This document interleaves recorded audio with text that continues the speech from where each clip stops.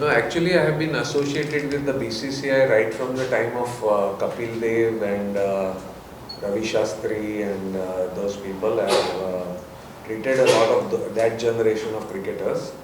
And then subsequently, right from the time when Sachin was into cricket, I have been treating him for various problems from the toe to the shoulder.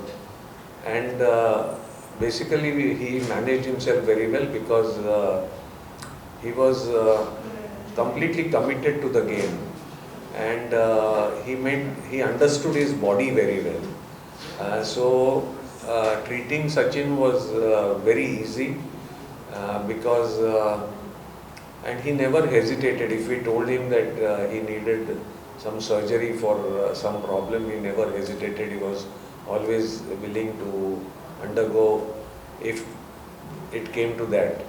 But I think that today, of course, we are at a different level because the number of games, as you have seen with the IPL and with the 2020s and so many different formats of the game, the type of injuries and the incidence and occurrence of injuries has dramatically increased now. And that is because players are subjected to a lot more stress and they hardly get any rest. So I think we are going to see more and more injuries, players having to kind of understand their bodies, give it adequate rest so that they don't land up with long-term problems. I think the key is body awareness. I think whenever you are doing it's not just a sports person, but people who suddenly we find people have started exercising to become fit. Unfortunately, what is happening is people are not aware of their bodies while they are exercising.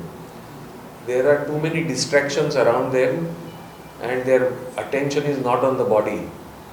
So you find people running on the treadmill with earphones in their ears, or they are watching something else and they are running on the treadmill not knowing what is happening to their legs, what is happening to their back, what is the posture they are taking.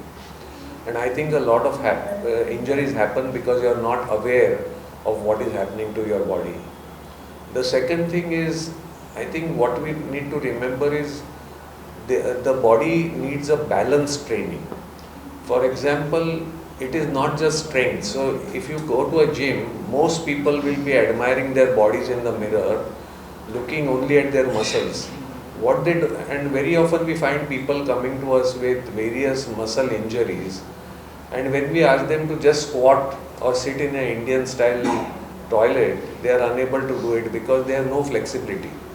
And so there is overemphasis on one particular system, and we need to remember that for the body to have a balanced kind of a look, you have to work on different body parts every time.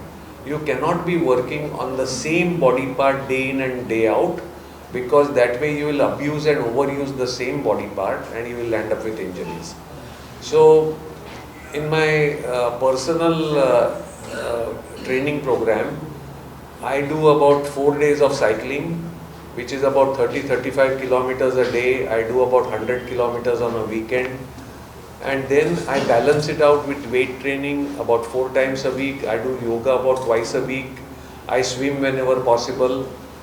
So I think that way I am working on my flexibility, I am working on my cardiorespiratory system, and I am working on my strength. So I think a balanced, and I am never distracted. I don't take telephone calls when I am exercising. I am not bothered about what is happening. And you have to be focused. When you are exercising, you need to be focused. So also there is an important thing which we tend to ignore, is the importance of rest. You know, we tend to do exercise, but we need to also understand when our bodies need rest to recover.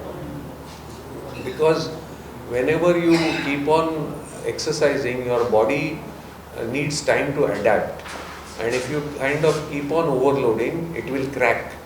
And that is why rest is important. So if you are feeling too much of fatigue, you are not able to sleep properly at night, or your performance is dropping down, then you must realize that you are probably overtraining, and then accordingly you need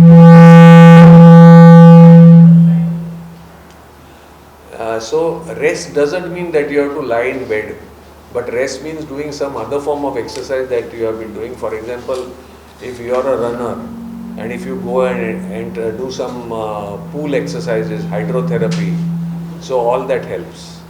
No, sometimes it happens because despite your paying attention to fitness, you are probably have to overwork, or you are overloaded, your system is overloaded, and that is precisely what people have been talking about pace bowlers. Pace bowlers particularly, they are so overworked that very often a lot of them start failing because of overload on their system. So that's what I said, the importance of rest is extremely important for your body to recover. You can't be playing the same over and over and over again and not giving the body any break at all. No, sometimes it is genetic.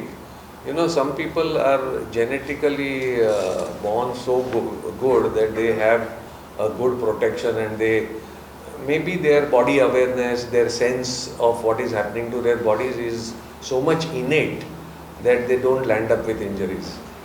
So you get these type only very rarely.